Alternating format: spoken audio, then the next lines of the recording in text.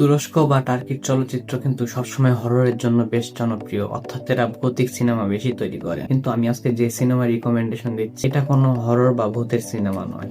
এই সিনেমাতে আমরা দেখি তুরস্কের একটি ছোট্ট গ্রামে শহর থেকে একটি শিক্ষক আসেন এবং তিনি অনুধাবন করেন যে সেই গ্রামে একটি স্কুলের অনেক অভাব রয়েছে। তিনি সেই গ্রামে থাকতে থাকতে সেখানকার বাসিন্দাদের সাথে তার একটা ভালো সম্পর্ক তৈরি হয়ে যায়। তিনি সেই গ্রামে একটি স্কুল স্থাপন করতে সক্ষম হন। তো এই সিনেমার মূল ঘটনা শুরু হয় যখন আমরা দেখি সেই গ্রামে একজন মানুষ রয়েছে যার নাম হচ্ছে এজাজ, এবং আমরা দেখতে পাই যে সে শারীরিক এবং মানসিক উভয় দিক থেকে প্রতিবন্ধী।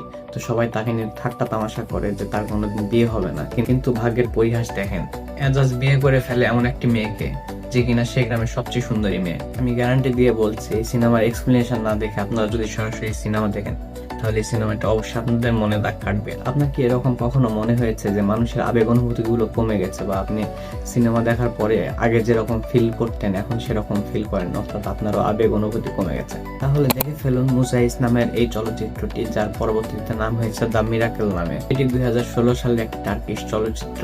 যারা এই শীতের রাতে ভালো কোনো মুভি খুঁজে পাচ্ছেন না দেখবেন, তাদের জন্য মাস্ট রিকমেন্ডেড একটি মুভি। এবং যারা এই মাস্টারপিসটি দেখেছেন তারা অবশ্যই কমেন্ট করে জানান আপনাদের এই সিনেমাটি কেমন লেগেছে। আমি যে সময় দেখেছিলাম সেই সময় এই সিনেমার হিন্দি বা ইংলিশ ডাবিং ছিল না, আমি বাংলা সাবটাইটেল দিয়ে দেখেছিলাম। এখন এসেছে কিনা সে বিষয়ে সঠিক বলতে পারবো না, তবে আপনারা যারা বাংলা সাবটাইটেল সহ দেখে অভ্যস্ত তারা চাইলে দেখে ফেলতে পারেন। এই সিনেমা দেখে যদি ভালো না লাগে তাহলে কমেন্টে এসে আমাকে গালি দিয়ে যাবেন, আমি মাথা পেতে নেব। আর যদি ভালো লাগে তাহলে অবশ্যই আমার চ্যানেলকে সাবস্ক্রাইব করে পাশে থাকবেন।